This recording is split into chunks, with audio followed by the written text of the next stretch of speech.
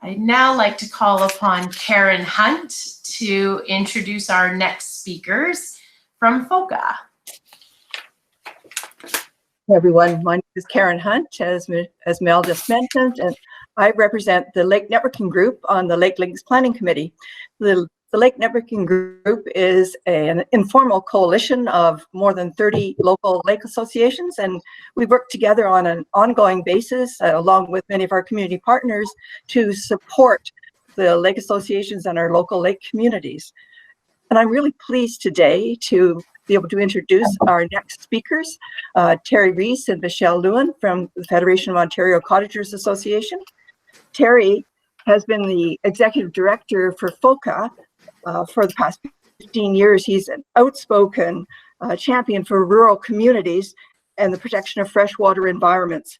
And many people who've come to previous Lake Links workshops and other activities will know Terry very well. He certainly has supported us for a very long time. Thank you, Terry. Michelle Lewin has been FOCA's communication coordinator for the past decade. She has a background in communications and culture, and in her own words, she knows just enough about technology to be dangerous. So thank you both. Look forward now to hearing from Terry, and Mel. Over to you. Hi. Good morning, everyone, and thanks, Karen, for the lovely introduction. I'm sorry we can't be together. It's one of the highlights of my fall is to be at Lake Links, and it's always great to see all of you. And now I just see little squares of you, but getting together in Perth is something that I look forward to every year, and we're happy to be involved and to support all the great work that goes on in the region as much as we can. So good morning, and for those of you who have seen me before, you'll be glad to know that Michelle's going to be doing most of the talking today, so I will be getting the hook shortly here. So next slide. Actually, I think you can skip one here. Yeah, that's me. You can go to the next one. Just a reminder about who we are and why we're involved. We've got about 100 associations of our 500 that are in Eastern Ontario, so it's a significant region. It's so full of beautiful water and engaged people, and so that's why it's an area that's so important for our province and for Canada and for all of you, obviously, that are on the call today. And also, you know, a big part of what we do is connecting with people and connecting people together. And this Lake Networking Group's been a fantastic example of how that's really taken hold in 19 years. It's flown by, I think, but it's a real testament to how important connecting is for all of our community, and that's what FOCA will continue to do, as we've done since the 60s. Next slide.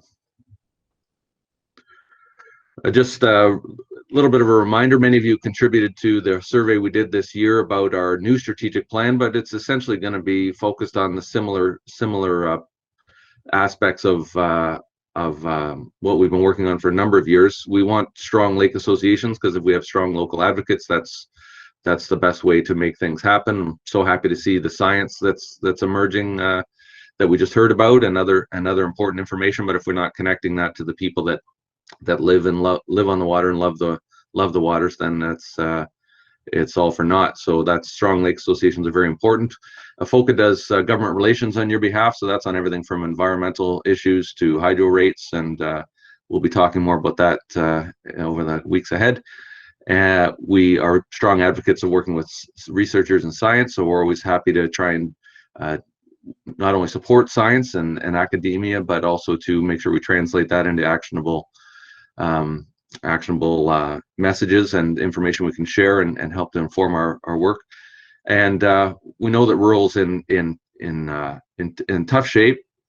We need to stick together. We need our local communities to be strong. We need strong local government, and so being a part of the community is something we feel very strongly about. Whether that's shopping local or looking out for your neighborhood and your neighbors. So building those connections in our community beyond the waterfronters is something we feel very strongly about. Next slide. Part of this survey I mentioned, I just thought we'd share this with you. So for the 60th year in a row, water quality came out as the #1 thing our members are concerned about. So there was no big surprise, but This is a survey from our members. This is several hundred of you contributed to this, which is always useful to check in to see what's important to people. A number of people have got affordability issues, of course. This year, COVID prompted a few things. Cell coverage is a big deal, bigger than ever. We all realize because we can't get online when we're at the lake. So that's something we're continuing to work on. We'll be speaking to that at our November 21st fall meeting. So hopefully you can join us for that. The other thing that emerged, invasive species, of course, being always top of mind for people, but boating issues were a big deal. I think everyone had a new boat, wanted a boat, got out in the boat. So that was turned out to be, it's always been on, boating safety and boating issues are always on our radar, but this year it really emerged as an issue that a lot of people were talking about. So we'll be working more on that as well. So yeah, that was just interesting. We'll be releasing some of this information, and Michelle's going to be compiling that in a bit of a summary as we go ahead and as we implement that into our new strategic plan. So very useful to get the feedback from the community, and important to know what's top of mind for all of you.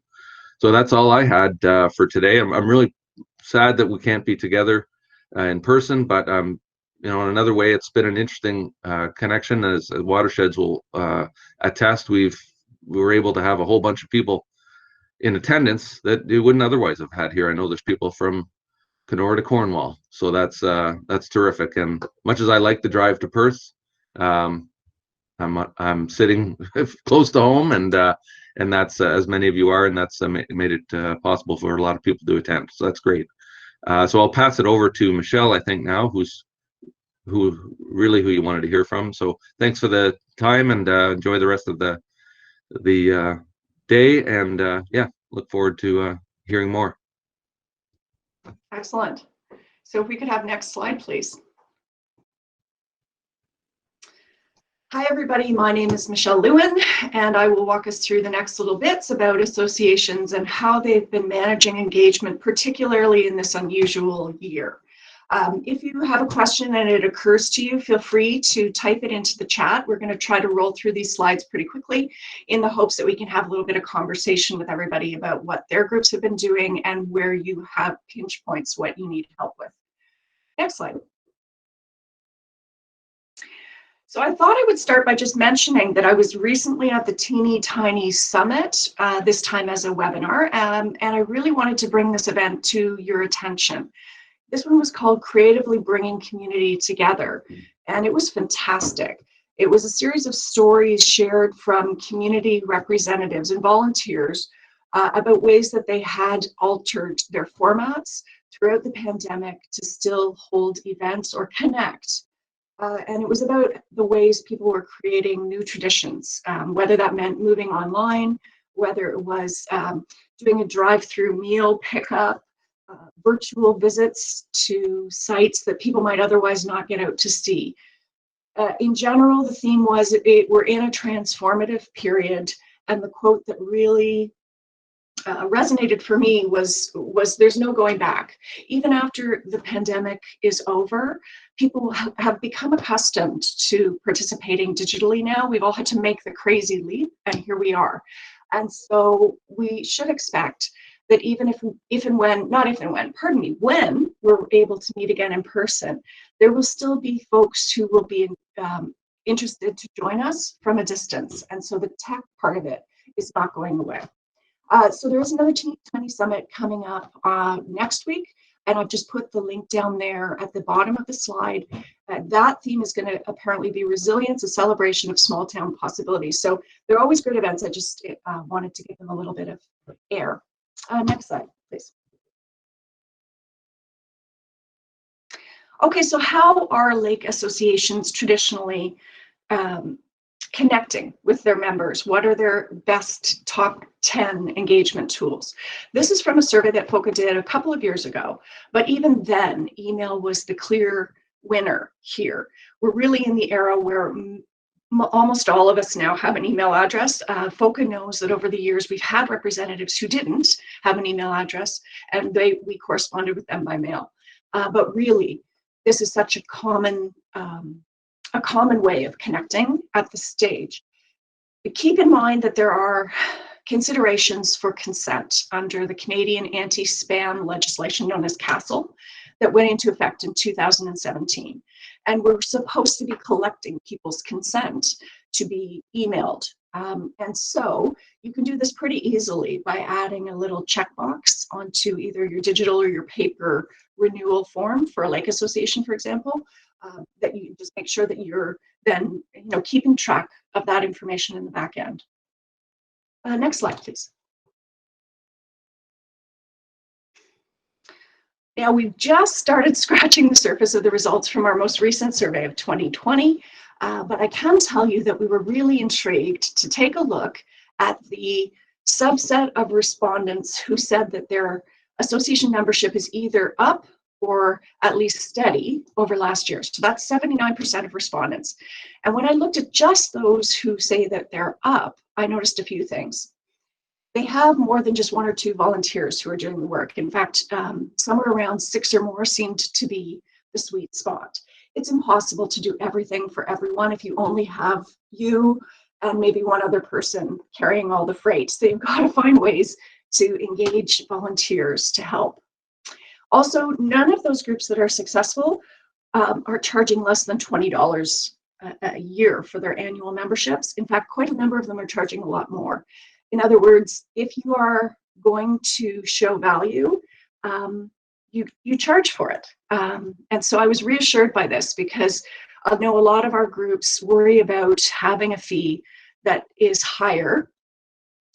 And yet we notice that those who are successful are not underselling themselves. And all of the successful, all of the groups who have membership that's increasing offer their members some form of e-payment to do their annual dues. Next slide, please. And so on that subject, you have a lot of options there. If you're a lake association and you'd like to accept digital payments, you can do e-transfers. You can set up payment through PayPal. You can do, if you have a custom website, you could get a credit card payment processing portal on your website. If all of that is a little too tech for you, FOCA also does offer for our member associations that we can host the equivalent of a custom pay portal on FOCA's website. And many of our lake association members take advantage of that to offer this as a means of paying by credit card for their memberships. Next slide, please.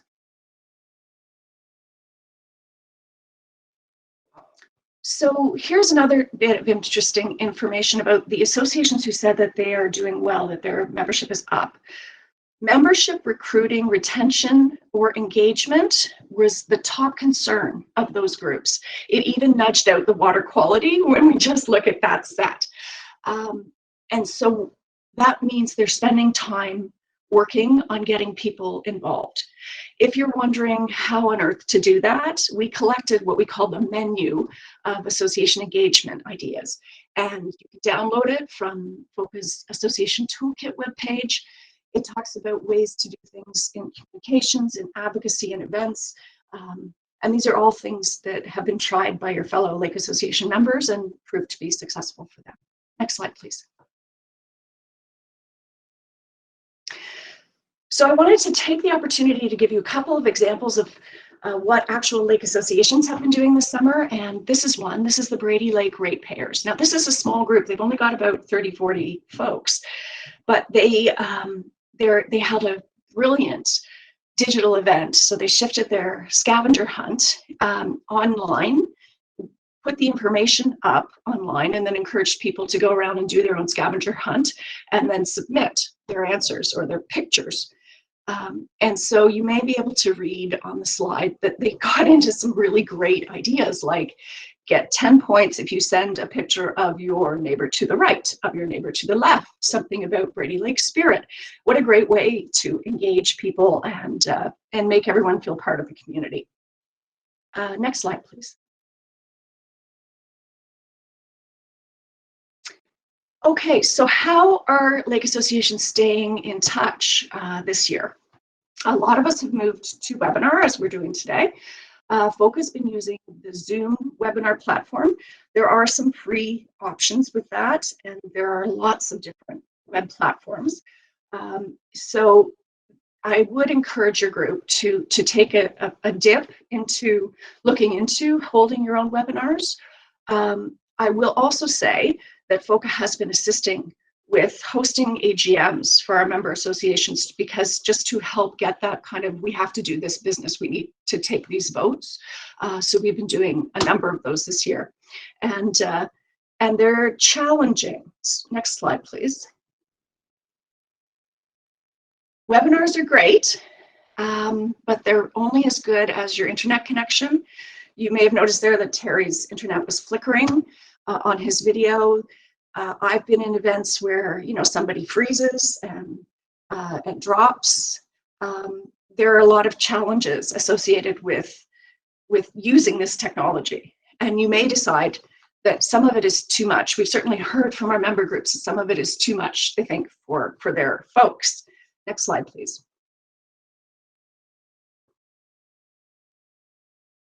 So I will say, I guess we call this old school. Teleconferencing is still a great option, and we do use that with FOCA as well, and have for years. So we'll have as many board members as can attend a meeting in person, and then, you know, the rest are participating by teleconference.